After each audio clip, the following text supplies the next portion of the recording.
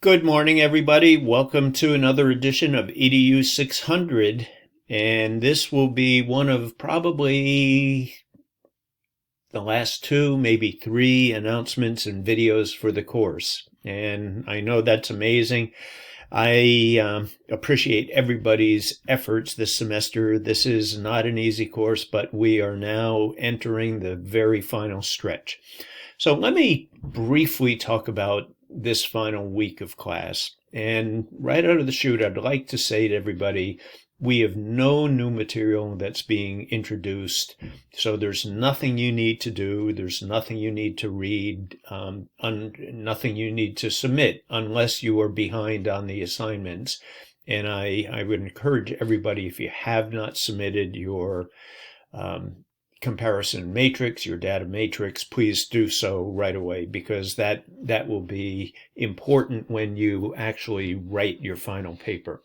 So the purpose of today's video is to give you a very brief overview of the final assignment, what is expected, and I'll show you where some materials are located on Brightspace, and also I'll show you we have a sample page that you can use. So let's get right to it. So here we are, we're in week number 14. The week is devoted to developing and writing your final research paper.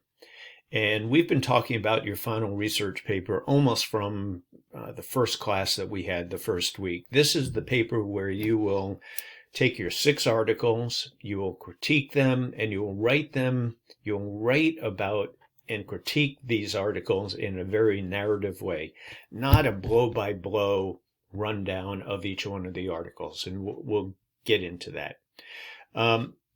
The final review is a synthesis of your 6 articles. The exemplars you can find in Chapter 17, and also right in here, interpretive review assignment. There's great information in here that you will be able to access. There's all kinds of exemplars that you can take away. You can take a look at different exemplars from past classes, how they wrote them, how they organized them.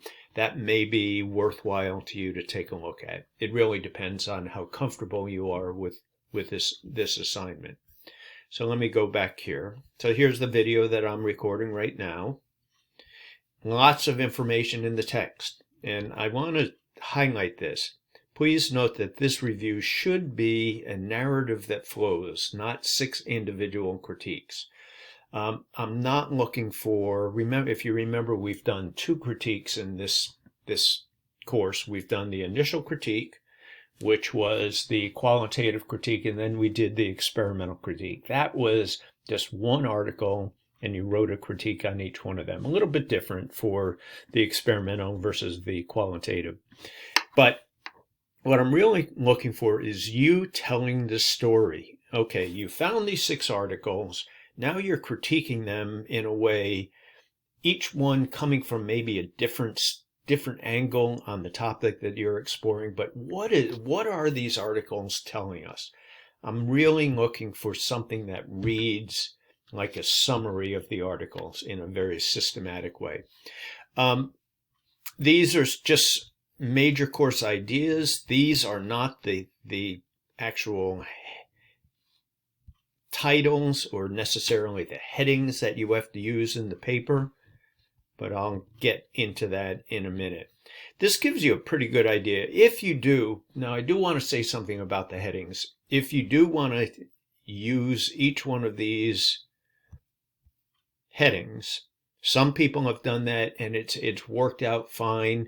You could use the actual headings that are listed in the matrix, but once again, there's nothing wrong with using the problem statement. So I'll show you why don't I shift gears here? I'll show you okay. Here we have a sample, the template for the final review. We have the title. You can see directions for the final. Delete my instructions. So, if you're going to use this, just use it as a guide. Meaning you will be deleting before you submit it to me all the extra materials in here. So there's the cover page. Many of you have mastered the cover page, and you've submitted great title page cover pages to me. Title of your paper here, introduction and problem statement. So as you can see, this paper uses the actual headings that I just showed you on the last page. That is fine. The course has changed a little bit. Sometimes I ask people, or some people shoot me an email saying, I'm having trouble fitting everything that I want into each one of these areas. Can I use this format? And I usually say yes. What I'm most interested in is that you cover all of this title, or all of the materials. Introduction or problem statement. That, even though it's listed as in here, I would love you to do an introduction, but don't title it introduction. In APA formatting, you just start with the introduction, and in the introduction you can do the problem statement. Review of literature, purpose, hypothesis, research questions that were answered or asked, data collection, data analysis and results. You know that. We've been through this. Writing and organization of the research articles, and then conclusions and recommendations. I do want to mention, sometimes students forget this, that also in the directions, take a look at the specific directions, but I'm asking you for a couple of paragraphs on an action research study. If you remember, last week was on action research, problem-based research.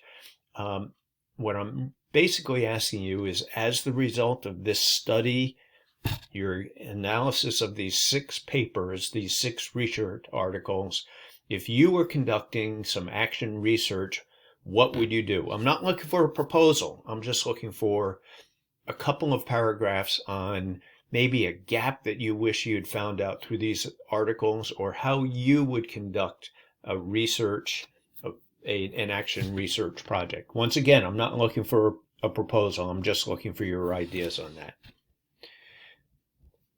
And then there's some more information on here, and then we have a reference section.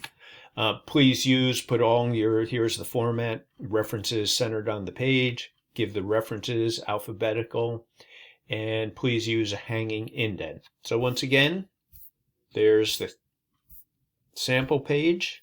Let me go back to our site. So you might say, okay, where is that? I can't find it in here. I know there's a lot of materials down here. Here's the final review. You might come down and say, I can't see that sample page. It's not here. The way you access that is click on the final review, go down to the bottom, and you'll see template for the final review paper, and then we have rubrics for the final review. So any questions, you can't find something, please don't suffer in silence. Reach out to me. I would be happy to help out in any possible way. So we have the final review, which is not due till the 11th. You have plenty of time on that. Also, if you're really struggling with this and you want me to take a look at something, shoot me an email. Flag it, say, could you please help me with that? Am I on the right track? I'd be happy to help you with that.